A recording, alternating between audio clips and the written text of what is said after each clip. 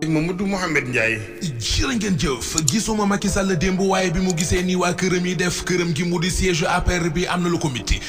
bil yéene kay bi réunion bi état major Benno Bokk Yaakaar woote woon démb ci dëmmante ci la mujj farandoy Amadou Ba yi ak farandoy Diouf Sarr yi journal bi ne nañ ñoo fa doon jàppante ab résolution bu ñu defoon ngir doon ca xamle ne ñoom ñëpp ñu ngi ci ginnaaw Macky Sall résolution boobee la ñu bëggoon a waxtaane waaye ndajama yeggul Mamadou Gueye mi jiite mouvement pour la refondation des valeurs bokk ci Benno Bokk Yaakaar di ñu xamal ci l'Observateur ne la fa xew yëpp militant Abdoulaye Diouf Sarr yi ñoo ko sooke ñoo bàyyi ba Amadou Ba jël kàddu gi di wax ñu di ko yuuxoo ngir bëgg koo humilier yéenekaay bi tegal ñu ci ne premier ministre Amadou Ba bu mu jëlee kàddu gi di wax ja yeggul ab microm la ñu coupé boole ceeki di ko yuuxoo foo tollu di dégg gaay Diouf Sarr di yuuxu naan bojo yi seen bàyyi ñëw na ca la jàmmu jeexe siège APR ba salfaaño si seen naaw kurpaña tàkk pompe à gaz jolli journal bés bi le jour nañu li waral coow li mooy bi Abdoulaye Diouf Sarr jëlee kàddu gi di wax dane Ndakaaru ñaari candidat moo fi am muy man ak Amadou Ba ci la ko Amadou Ba tonto ne ko sooy waxa rek ngir sa bopp bul wax ci sama tur man duma candidat ci lenn journal bés bi le jour nañu ci la militant yu Abdoulaye Diouf Sarr yi jógee di ko yuuxu ak a yuuxoo coupé micro ba mu doon waxe journal L'Info nañu état majeur bu Benno Bokk Yaakaar bi ci Ndakaaru seen réunion bi ñu woote woon démb bëggoon caa wane ne bennoo nañu booloo nañu yëf yi ci xeexoo ci la mujj ba Abdoulaye Diouf Sarr waxee ne ñaari candidat ñu am ci Ndakaaru muy man ak Amadou Ba toog fa mu toog yëkkati baaramam di ko weddi ak di sàkku ci moom mu génn ko ci ay waxam loolee moo mitti ñi ànd ak Abdoulaye Diouf Sarr ba tax ñu yàq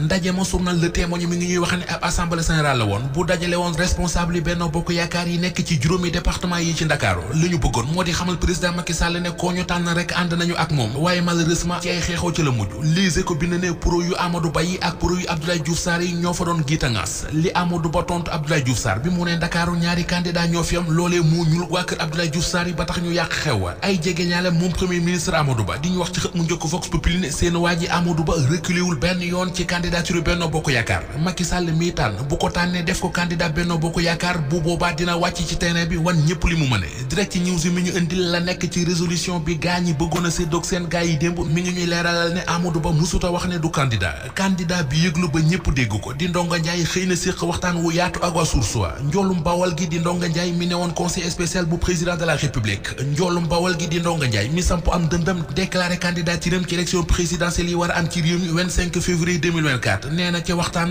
même bi muy doon conseil spécial bu président de la république nekkoon ci wetam bari na ay décisions yu Macky Sall daan jël daawu ci ànd ak moom te daan taxaw wax ko ñëpp di ko dégg lu ci mel ni nii wii nii noo gi fi Macky Sall doon wax te mu yàqaleen lu bari mu ne bi muy nekk ci wetu président Macky Sall bari na ñu fa nekkaloon ñoo xam ne liñ ko mës a jàppe moo di tête brûlée maanaam nit ko ëngësle Karim Wade Khalifa Ababacar Sall yi ñu ne dañ leen di réhabilité mu ne su ma ko déggee sama xol dafay jeex ndax bi ñu ñuy jàngal politique liñ ñu mës a gëmloo liñ ñu mës a wax mooy ay sàcc lañu kon lan moo fi soppeeku entre temps ba tax ñu bëgg ñoo gëmloo ne seen ginnaaw bandang ñooy messi yi war a ñëw ngir sauver ñu Mamadou Lamine Diallo bu mouvement tekki di ko feelu ci l'Observateur nee na projet de loi ba ñu jëmee ci assemblée nationale ngir bëgg a réhabilité Karim Wade ak Khalifa Sall du lu baax teg na ci ne Benno Bokk Yaakaar gi mu gis ci tas la jëm ñu dem ci réew mi quotidien mi xëy di ñu xamal ne waa Benno li ñu woote jamono ji mooy Benno ak booloo juróomi département yi ci Ndakaaru muy Kër Massar di Pikine Tëngéej Géejawaay ak Ndakaaru def nañu ab assemblée générale tënki ci résolution boo xam ne lañ ca wax mooy ñi ngi ci ginnaaw Macky Sall ku mu tànn ne mooy candidat Benno Bokk Yaakaar ñu topp ci ginnaaw loolu nañu dellu ci l'Observateur xooli xibaar bu tiis ba xew ca Daaru Marnaan ka ca Touba